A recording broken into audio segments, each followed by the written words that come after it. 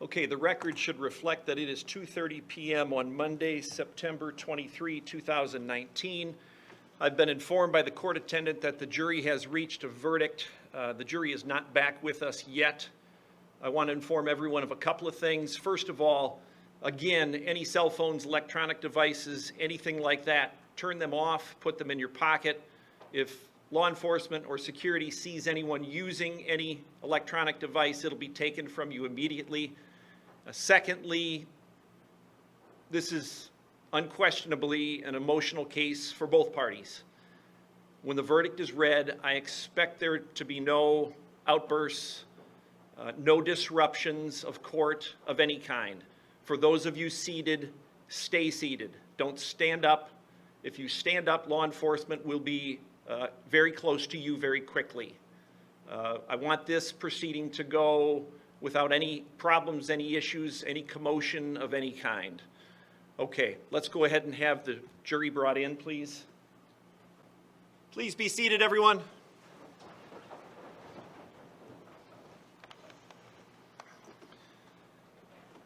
Okay, for the record, we are back in the courtroom. The defendant is personally present. All of the attorneys are present. The jury has now joined us. I am informed that the jury has reached a verdict. Would the foreperson please hand the verdict to the court attendant?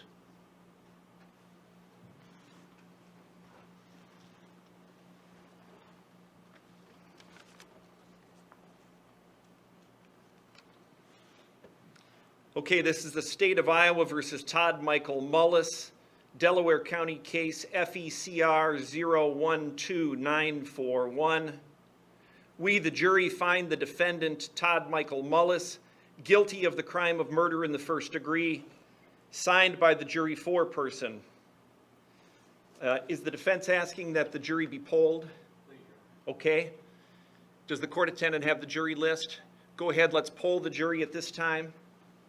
Is this your true and correct verdict? Yes. Is this your true and correct verdict? Yes. Is this your true and correct verdict? Yes. Is this your true and correct verdict? Yes. Or is this your true and correct verdict? Yes. Is this your true and correct verdict? Yes. Is this your true and correct verdict? Yes. Is this your true and correct verdict? Yes. Is this your true and correct verdict? Yes. Or is this your true and correct verdict? Yes. Is this your true and correct verdict? Yes. Is this your true and correct verdict? Yes. Okay, ladies and gentlemen, I'm going to dismiss you in just a moment here. I would ask that you go back to the jury room. The court attendant will collect your badges. Make sure she collects your notes so that those can be destroyed and you can get your possessions and your belongings. I would ask that you wait for just a few minutes. I will come back there and talk with you. I do that in every trial, give you the opportunity to ask questions, lodge any complaints that you may have, or give any advice about how we can make things better for jurors in the future. So I do want to thank you again. I know the attorneys have thanked you. We thank you for your service. This is critically important for how our system of justice operates. And at this point in time, I will discharge you and send you back to the jury room.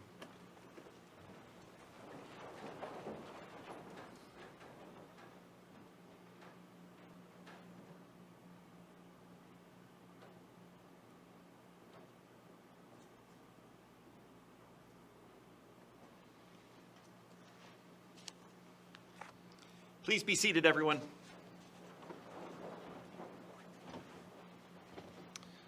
Okay, for the record, the jury has been excused. The defendant is advised, based upon the jury's finding, that he has the right to file a motion in arrest of judgment and a motion for new trial pursuant to Rule 2.24. Mr. Mullis, your attorneys can explain that right to you. Pursuant to statute, you are not to be admitted to bail pending sentencing, and we will set a sentencing hearing in this matter. I'll talk with the attorneys about the issue of waiving PSI, which I presume will happen, and about picking a day that is mutually agreeable to the parties to set the matter for sentencing. Is there anything else the state needs to do on the record today? No, Your Honor. Anything from the defense on the record? No, Your Honor. Okay, we'll stand adjourned. Thank you, everyone.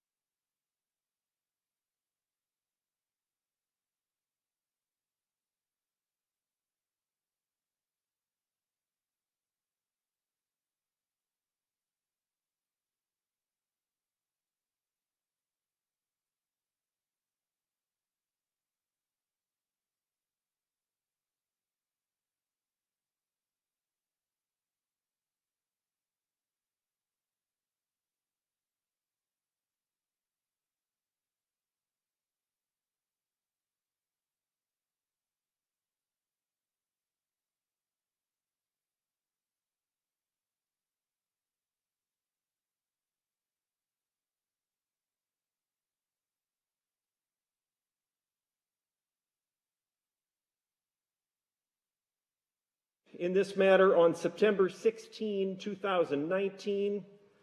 On September 23, 2019, the jury returned a verdict of guilty to the charge of murder in the first degree. The defendant has filed a motion for new trial and motion in arrest of judgment, filed on November 4, 2019, and a second motion on February 28, 2020.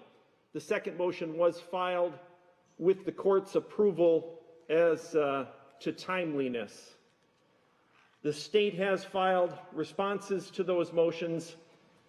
The matter is scheduled today for hearing on the defendant's motion for new trial and motion in arrest of judgment. I have read and printed the motions, the state's responses. I will say for the record that all of the pleadings by both parties will be considered as part of the record today for purposes of post-trial motions. Counsel can make argument on those motions and supplement them at this time if they would like. Mr. Hamrock, it is your motion. Do you want to go first? Thank you, Your Honor. May I please support counsel and Mr. Mullis. Judge, we did file a brief in this matter. I'm glad that you've incorporated that with all the other pleadings. I do want to touch on a few items that was contained within our brief. First of all, Judge, the first item we'd like to talk about would be prosecutorial misconduct during the course of the trial itself. As we've set forth in our brief, Ms. Hughes, one of the prosecutors in this case, did in fact play the 911 tape.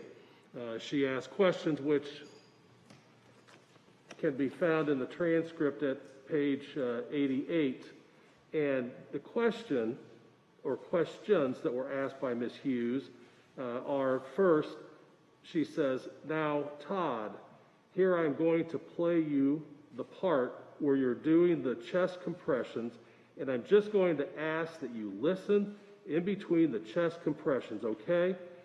And then plays the 911 call. "Now, Todd, did you just hear that whisper at the end of that?" He answers, "Yes." The question, "And what did you whisper?" He answers, "I couldn't hear it." "Okay, I'm going to play it again." Question, "Todd, do you whisper 'cheating whore' right there?" Todd says, "No." "So you don't remember what you whispered?" "No." "Okay, I'm going to play another clip for you." Plays the 911 call. "Do you know what you whispered there?" "No."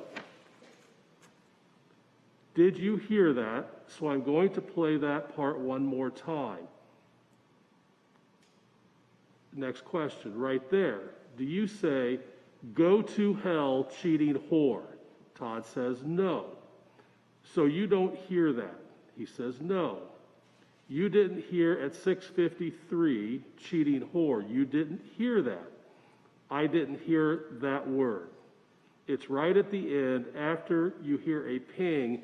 You don't hear, 'Go to hell, cheating whore,' and the answer is no." After the conclusion of this trial, counsel had the tape reviewed by an expert company. And the fact of the matter is that none of those statements were contained on that tape. So in looking at this, Your Honor, the question is, did Ms. Hughes intentionally, recklessly, and repeatedly use prejudicial terminology while she knew or reasonably should have known this phrase was not in the recording that was played? Were her questions distorted to get distorted testimony, making unsupported statements during her closing argument, diverting the attention away from the actual existing and presented evidence? So to prove prosecutorial misconduct, we must show that the prosecutor acted with reckless disregard, and that's contained in State versus Leadham. Also, the Iowa Supreme Court has set forth in State versus Schlitter to specifically note that conduct by a prosecutor that deprives a defendant of a fair trial is prosecutorial misconduct within the confines of the law. Further, the court specifically identified examples of prosecutorial misconduct, including questioning witnesses about others' deceit, distorting testimony, and this is the important one, making unsupported statements during closing arguments, stating the defendant lied during testimony, diverting the jury from deciding the case based on evidence, making other inflammatory or prejudicial statements about the defendant. That's what happened in this case. By asking those questions, knowing that those statements were not contained on that audio tape, I think rises to the level of misconduct.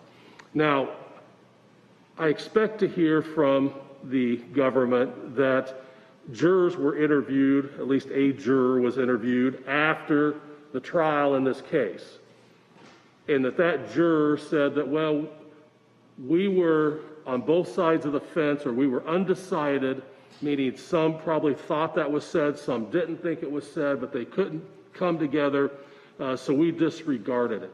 Well, the problem is, I wasn't in that jury room, the court wasn't in the jury room, the government wasn't in the jury room. We don't know what the jurors talked about. We don't know if they actually, all of them did disregard it. The jurors have not been placed under oath and asked these questions. That has not happened. So it puts us in a position, Judge, where the only way that we can right the wrong that took place at trial at this point in time is going to be to grant Mr. Mullis a new trial in this case, along with further instruction. The next issue that I would like to talk to the court about today is going to be whether or not Mr. Mullis received effective assistance of counsel during the course of this trial. Now, Judge, Mr. Mullis has always maintained that this was an accident. He has never come out and said that this was a murder ever. Second, he never told his counsel at the time that they could concede an essential element of a crime that Mr. Mullis has been accused of committing. And what happened in this case? Well, during the opening statement, the fact that this was a murder and the jury has to figure out who did it, was conceding an essential fact or an essential element that the government would have to prove beyond reasonable doubt to the jury. Now, that's important because there's a United States Supreme Court case, McCoy versus Louisiana. And in that case, the Supreme Court, under Head Note 6, goes on to say that numerous choices affecting conduct of the trial do not require client consent, including the objections to make, the witnesses to call, and the arguments to advance. The court goes on to say, though, that counsel in any case must still develop a trial strategy and discuss it with the client. The court goes on explaining why a lawyer needs to say why, in their view, conceding guilt would be the best option. And that did not happen in this case. To further advance that notion that it didn't happen, on July 7th of this year, Todd Mullis was involved in a probate proceeding, probate hearing that was under oath. And we've attached this as an exhibit to our brief. During that time, or during that hearing, Todd was represented by his counsel, and the estate was represented by one attorney, William Strong. Now, during the course of cross-examining Mr. Mullis, so these questions were not asked by his lawyer, they were asked by the lawyer for the other side. So during cross-examination back July 7th of 2020, the question was asked by Mr. Strong of Mr. Mullis. And I quote, "And I believe during your criminal trial, you took the position that Amy was murdered, but it just wasn't you. Do you recall that?" Mr. Mullis, under oath, says, "I never said that." The next question. "Well, I believe that was evidence that your attorney asked you during the criminal trial. You don't recall that testimony." There's then an objection, and the question gets reread, and Mr. Mullis answers, "I never gave my lawyer the request to state that." Meaning, I never asked my lawyer to concede that this was a murder and just take one of the elements that the government would have to prove beyond a reasonable doubt out of the equation. We have it under oath. I think that with the guidance of the United States Supreme Court, what we have Mr. Mullis saying, how this case went, because once an admission to a murder is made in an opening statement, you can't put that back in the bag. That's out. The jury's already believing that this was somehow a murder and that they just have to decide who committed it. Once again, the only way that we can right this wrong is to grant Mr. Mullis a new trial. Last, I want to talk about the totality of the evidence that came in, viewed in the light most favorable to the government, which is how the court has to look at this. Was there enough to convict Mr. Mullis? And what we have to look at is what happened on November 10, 2018.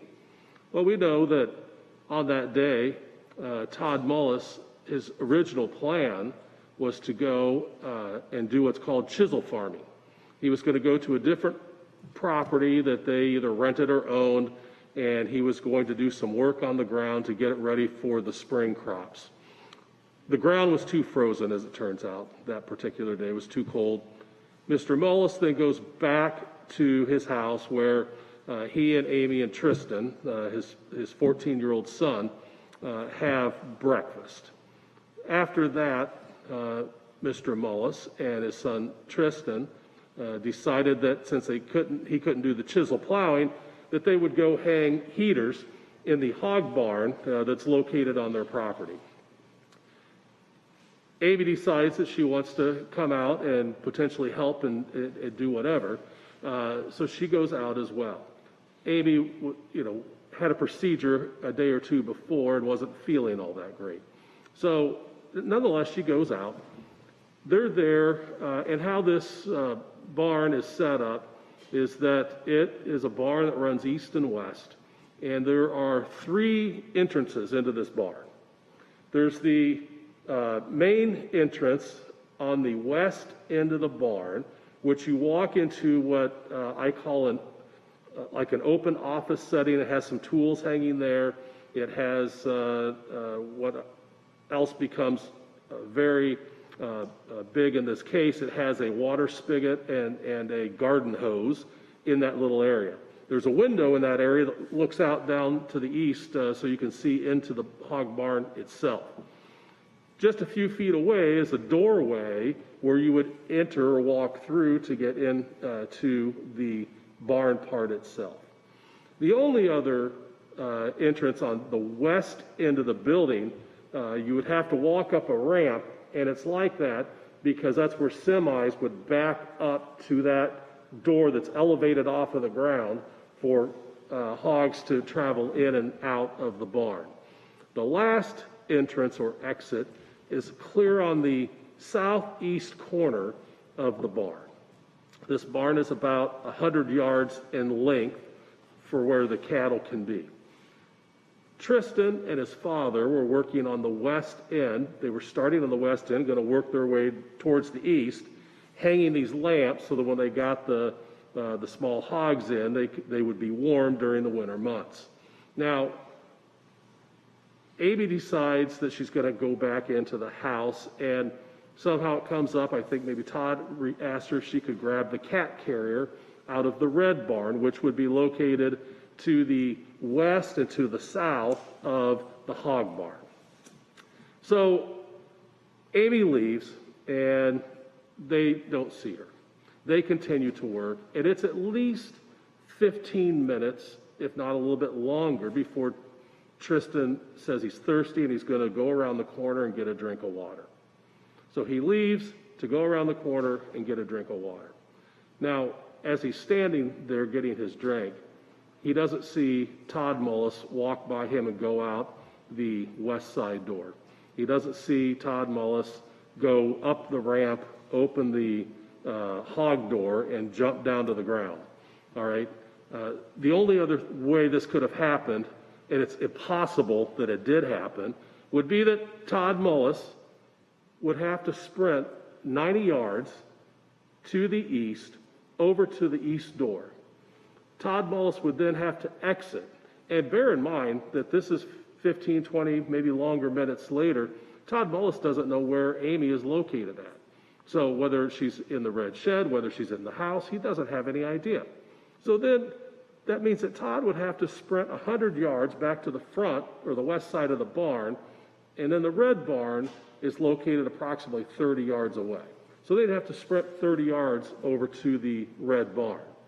He then would have to commit this criminal act that he's been accused of by finding a pitchfork or corn rake and then put it down, then sprint 130 yards back to the east to that door, sprint another 90 yards once he gets inside back to the west, start working on the heat lamps, not be out of breath, be perfectly normal, all while Tristan left to go get a drink of water and come back in.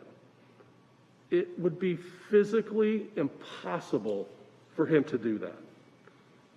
That's the only time that I believe that he was out of, except for maybe one other drink, which was short, that they were out of each other's eyesight as they're working in the barn. It wasn't until Tristan leaves to go find Mom that he finds Mom, yells, or speaks loudly, whatever the case may be. Todd hears, and then Todd goes over and then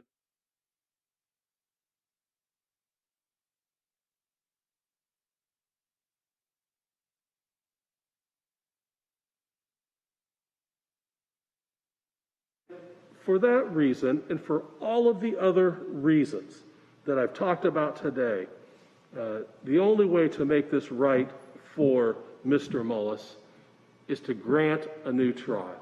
And our reasoning and facts for the motion and arrest of judgment are the same, so I'm not going to reiterate everything for the motion and arrest of judgment.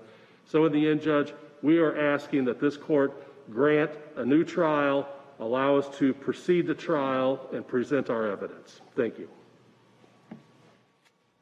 Okay, Ms. Hughes, do you want to go ahead and offer the state's argument?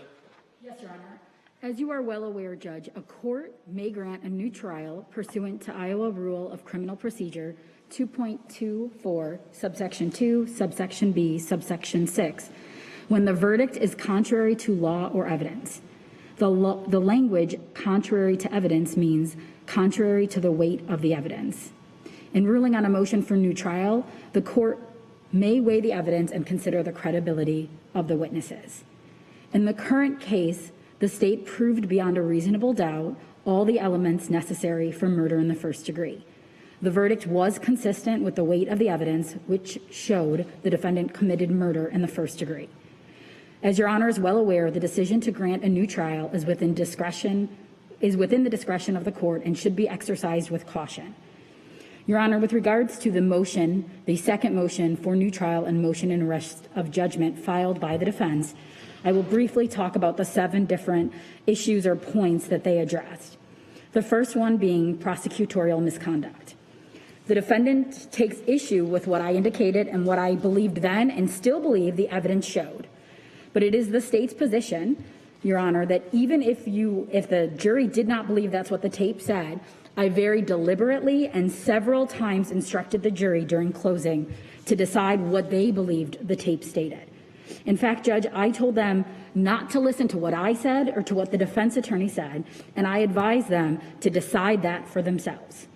Additionally, Your Honor instructed the jury that questions and statements made by the lawyers are not evidence and are not to be considered as such. You not only instructed them on that, Your Honor, but you also included that in the jury instructions in writing that were given to the jury. And those are the same instructions that were given to the jury that they used in deciding their verdict. As Your Honor is well aware, a new trial based on prosecutorial misconduct is only warranted when it is so prejudicial as to deprive the defendant of fair trial. The defendant bears the burden of showing both prosecutorial misconduct and prejudice. The defendant did not do that in this case. With regards to the second issue addressed by the defense, it discusses improper expert testimony by Deputy Hemesath. First, Judge, it's the state's position that an issue such as this cannot be raised for the first time in a motion for new trial. I do agree that the defendant objected to the Google searches coming into evidence, and that was an issue that was litigated prior to trial that Your Honor appropriately ruled on. However, to the best of the state's recollection, the issue of Deputy Hemesath actually going through those searches was not objected to at the time of trial and cannot be raised now. But nonetheless, Your Honor, Deputy Hemesath's testimony was proper. The issue of the Google searches goes to the weight of the evidence and not the admissibility, if you are even talking about the actual searches. The defense properly addressed the issues they had with the Times on cross-examination, which was the appropriate way for them to challenge the evidence and to subsequently make the proper arguments that applied. But Judge, the bigger issue with regards to what the defense brings up is that the state did not offer Deputy Hemesath as an expert witness.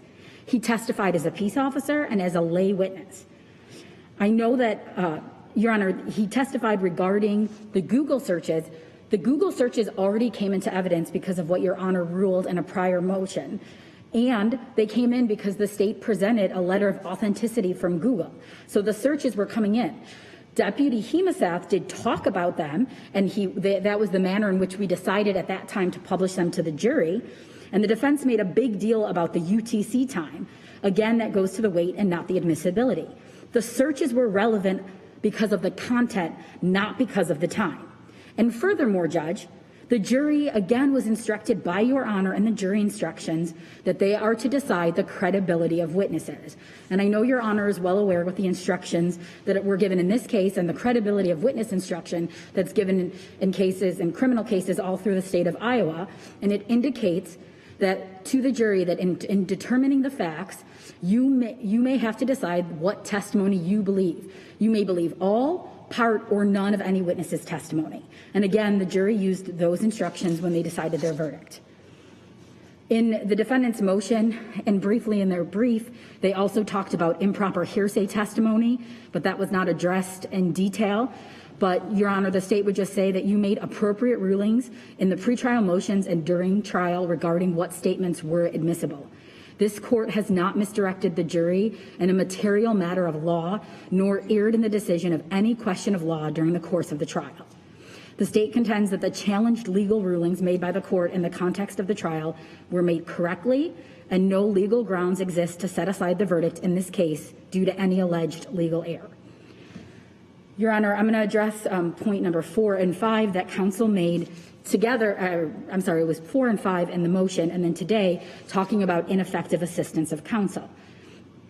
As Your Honor is well aware, there is a controlling case from the Supreme Court of Iowa, State v. Trane, Trane, which is the controlling case that talks about claims of ineffective assistance of counsel.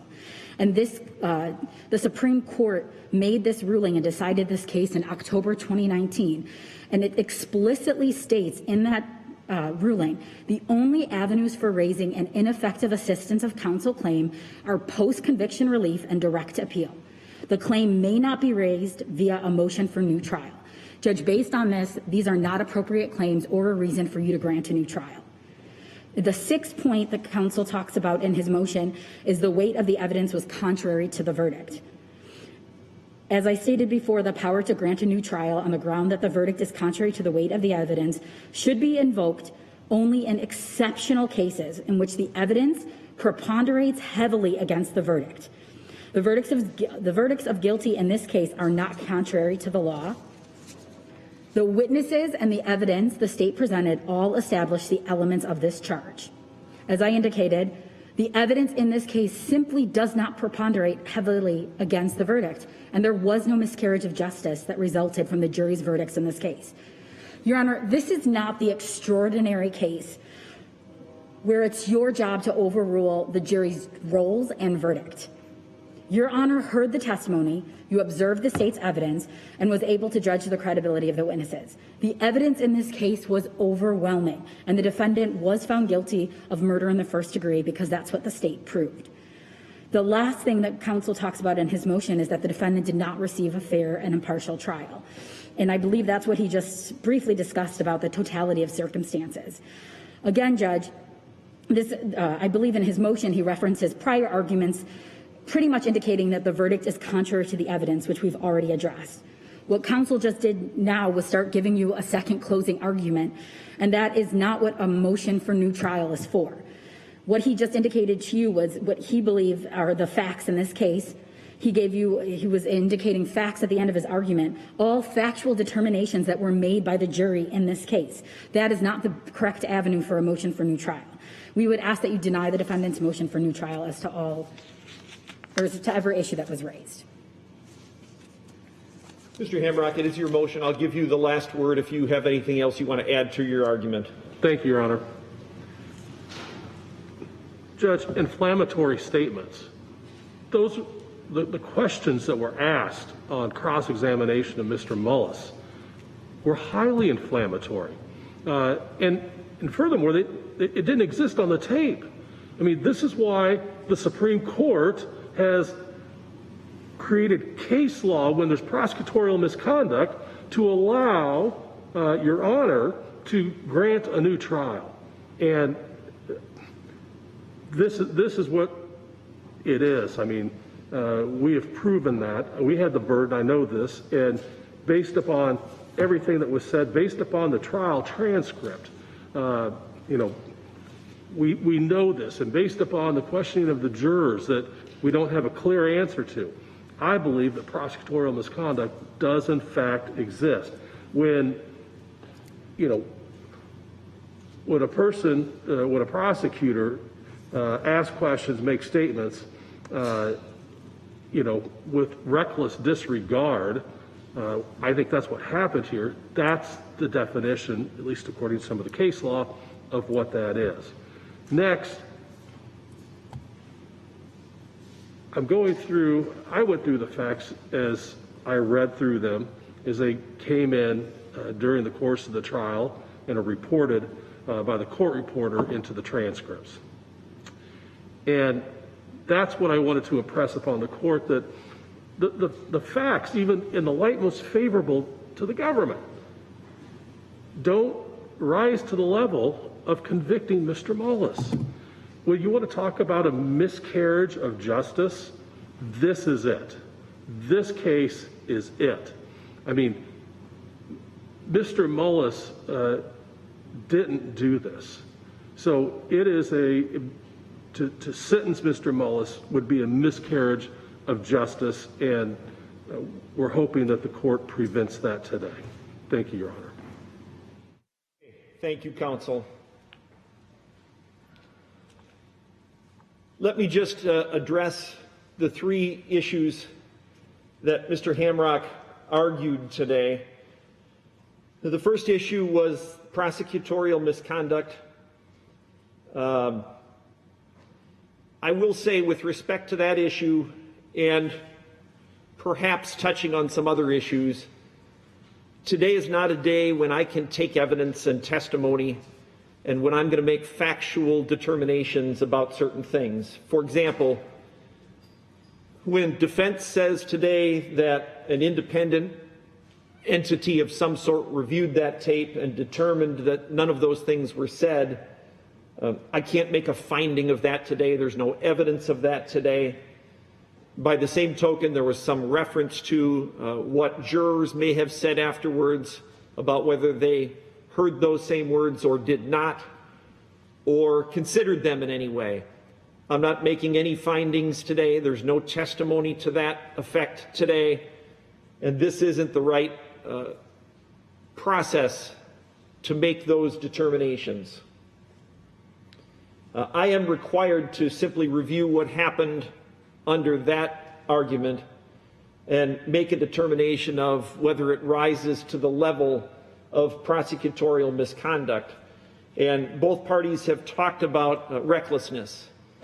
I don't find that the statements or the questions on cross-examination asked by Attorney Hughes rose to the level of recklessness or to the level of prosecutorial misconduct. There was argument repeatedly made to the jury that they would have to make their own determination. And again, the jury was properly instructed as to statements by attorneys, burden of proof, those types of things. I do not find that any statements made by Attorney Hughes rise to the level of prosecutorial misconduct. The second issue argued by counsel today is ineffective assistance of counsel. And again, today is not a day where I can make factual determinations about discussions that defendant had with his counsel and whether he told counsel certain things or they told him or didn't.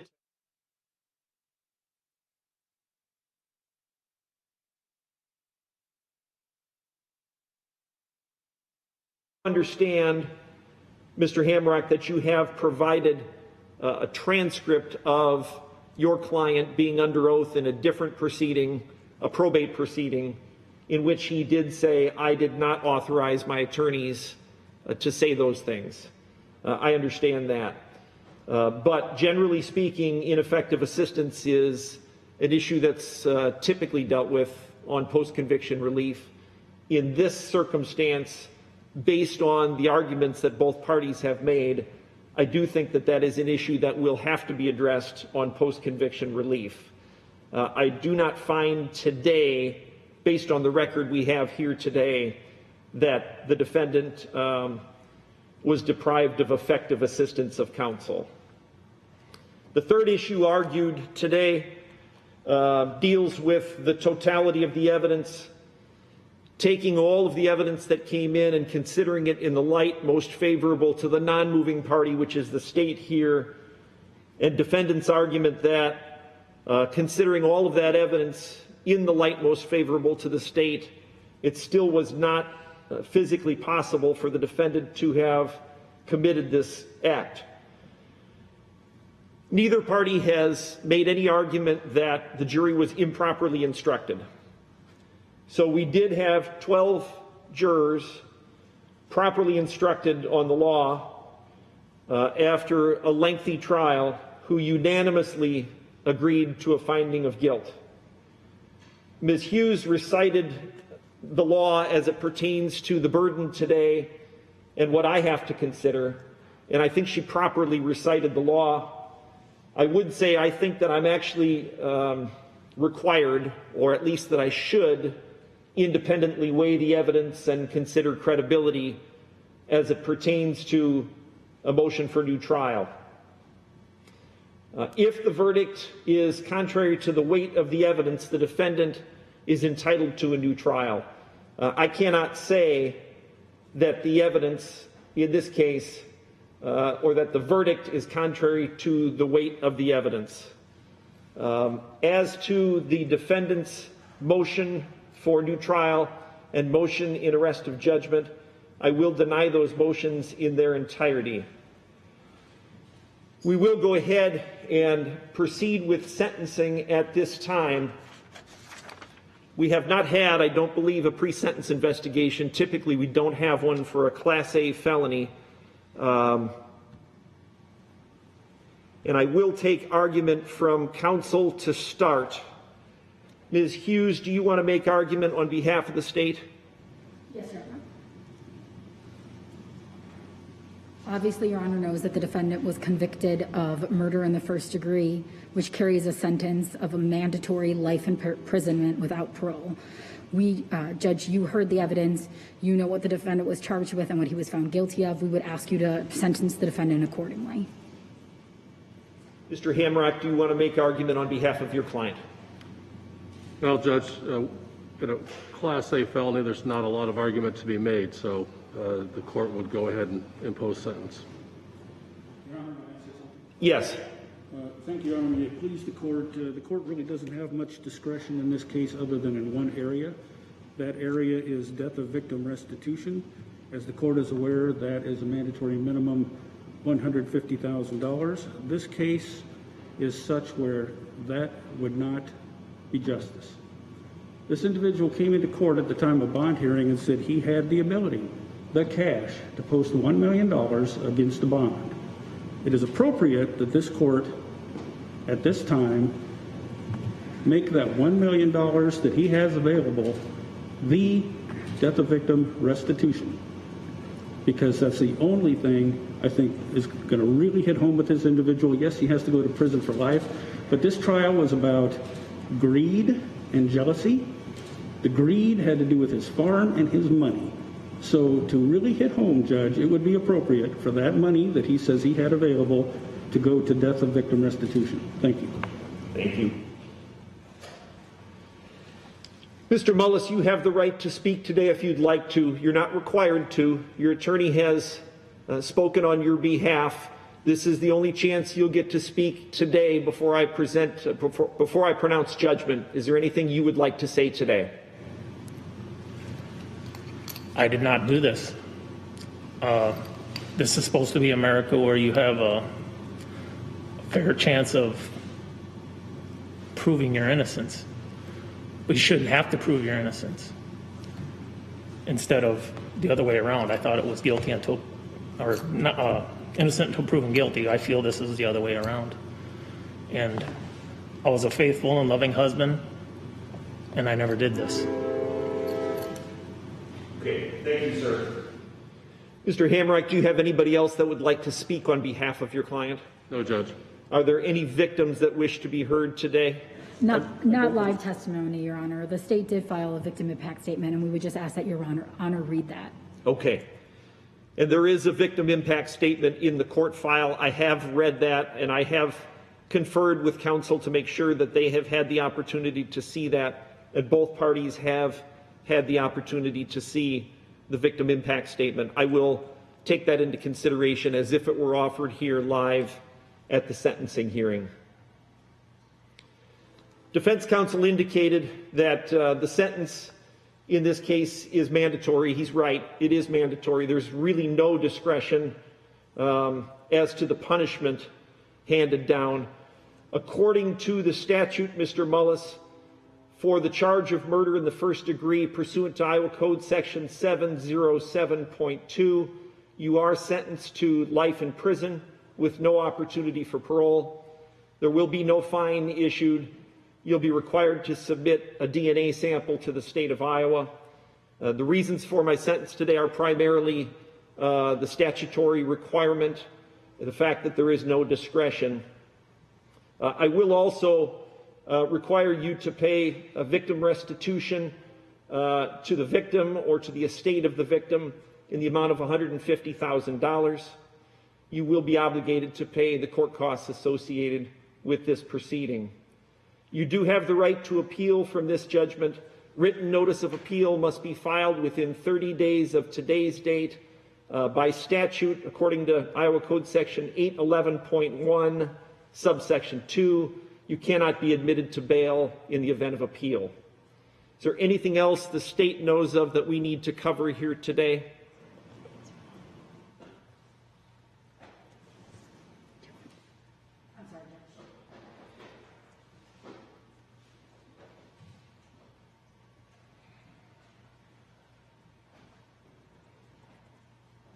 Nothing further, Your Honor, sorry. Mr. Hamrock, anything else that you need to cover on the record today? No, Judge. Okay, we'll stand adjourned and close the record. Thank you, everyone.